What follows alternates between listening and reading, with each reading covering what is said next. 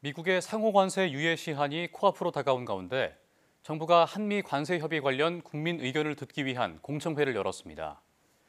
특히 미국이 요구한 것으로 알려진 30개월령 이상 미국산 소고기 수입 규제 완화 등 농업 분야 시장 개방에 대한 우려가 쏟아졌습니다. 최아영 기자가 보도합니다.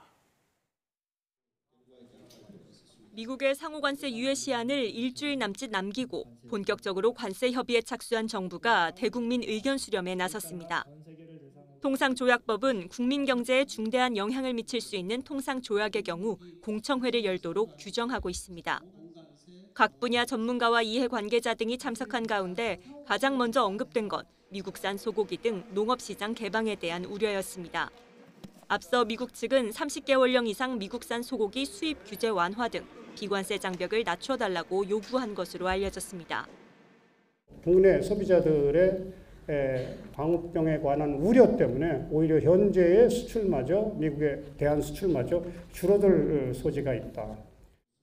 이에 정부는 미국이 한미 FTA를 통해 한국 시장에서 농축산물 부문의 특혜적 혜택을 보고 있다며 이를 고려하겠다고 설명했습니다. 당연히 농업 분야, 축산물 포함한 농업 분야에서의 민감성이라든지 특수성은 감안하면서 미국과의 협의에 임할 예정이라는 것을 다시.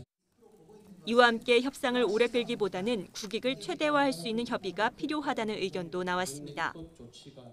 지나치게 지연 작전으로 가는 것은 앞서 말씀드린 한국 무역업계 수출 기업들의 애로와 피해를 고려했을 때에 적절치 않은 것 같고요.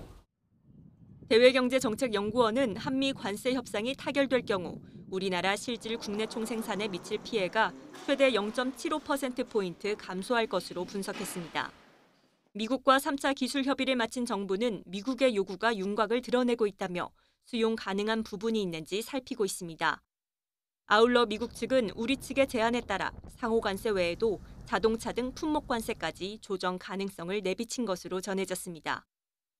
정부는 상호 관세 유예가 끝나는 8일 이후에도 협상이 계속될 가능성이 있다고 보고 최대한 유예를 끌어내며 협상을 이어갈 방침입니다. YTN 최아영입니다.